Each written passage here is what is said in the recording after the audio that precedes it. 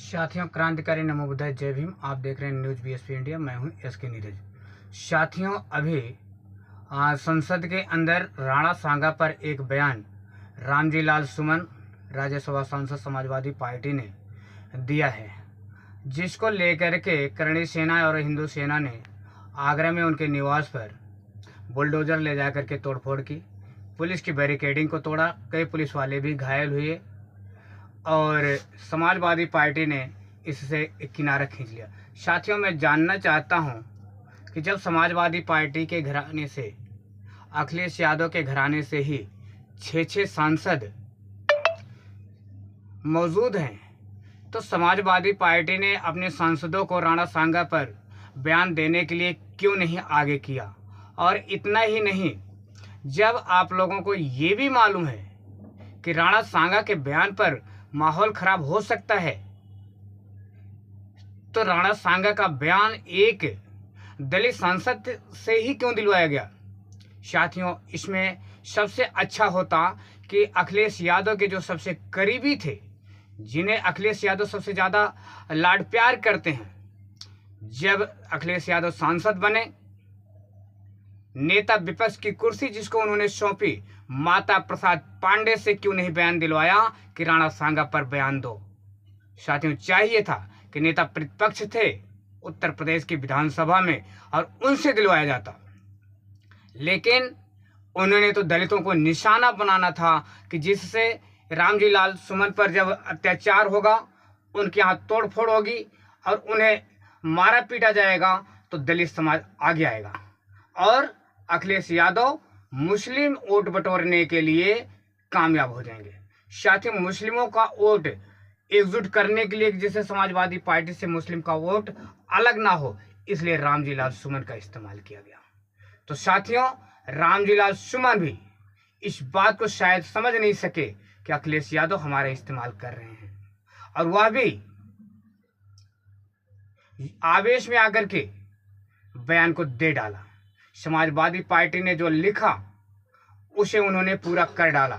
लेकिन साथियों, इस बात को आप लोगों को समझना पड़ेगा कि समाजवादी पार्टी कांग्रेस और भारतीय जनता पार्टी की तरह आपके वोट बैंक का इस्तेमाल करती है और आपको चोट पहुंचाने का काम करती है। साथियों, समाजवादी पार्टी ने इस चीज से किनारा खींच गया कि उनका व्यक्तिगत मामला है। साथियों, अगर ये व्यक्तिगत उनका मामला था तो रामजी लाल सुमन संसद में ना देकर के किसी कार्यक्रम में इस बयान को देते जो उनका व्यक्तिगत कार्यक्रम होता। मथुरा के अंदर 2 सगी दलित बहनों की शादी रोक दी जाती है। वहां पर पिंटू और उर्फ पिस्तौल यादव नाम के व्यक्ति ने आतंक फैलाया, तो अखिलेश यादव चुप रहे। मैनपुरी में तमाम जगहों पर जो है दलितों पर अत्याचार समाजवादी पार्टी के लोगों ने किया, तो उस पर अखिलेश यादव चुप रहते हैं। साथियों, काहे को दलित समाज अखिलेश यादव के पीडीए का इंतजार कर रहा है। पीडीए का मतलब पिछड़ा दलित और अल्पसंख्यक नहीं है। पीडीए का मतलब है कि समाजवादी पार्टी अपना उल्लू सीधा करने के लिए पिछड़ा दलित और अल्पसंख्यक का इस्तेमाल कर रही है। वह तो माता प्रसाद पांडे जैसे लोगों से खुश है कि जब नेता प्रतिपक्ष बनाना होगा तो माता प्रसाद पांडे को बनाएगी, और वोट का इस्तेमाल दलितों, पिछड़ों और मुस्लिमों का। ऐसा क्यों? क्योंकि आप लोग नहीं समझ पा रहे हैं।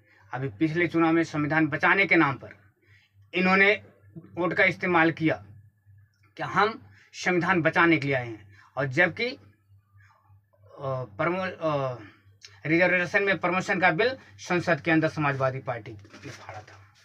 साथियों, ये किस मुंह से कहते हैं कि हम संविधान बचाएंगे, किस मुंह से कहते हैं कि हम पीडीए बनाएंगे।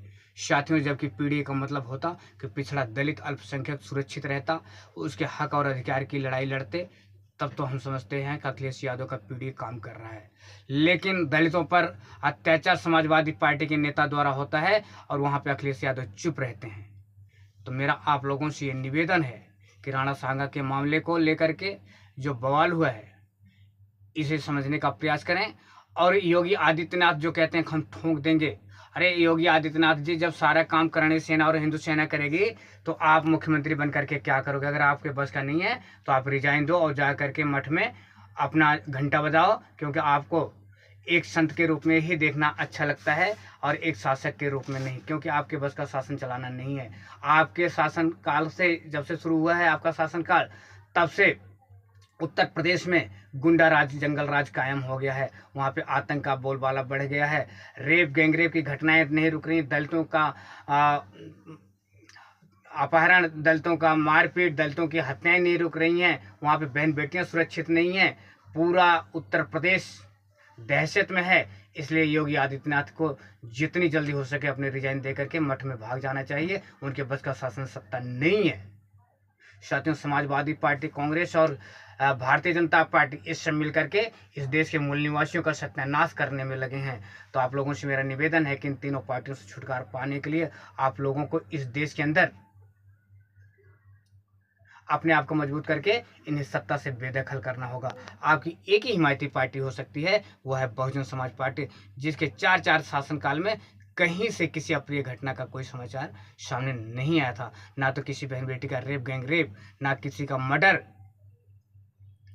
कुछ भी। यहाँ तक कि शिक्षा, स्वास्थ्य, सुरक्षा, रोजगार पर ध्यान दिया गया था। तो साथियों, अंत में मैं यही कहना चाहूँगा कि समाजवादी पार्टी, कांग्रेस और भाजपा से सतर्क रहें, सावधान रहें। आपके लिए अच्छा होगा। और इस वीडियो को ज़्यादा से ज़्यादा like, share, subscribe, comment box में अपनी राय जरूर दें। सभी को क्रांतिकारी नमो बुद्धाय। जय भीम, जय भारत, जय संविधान।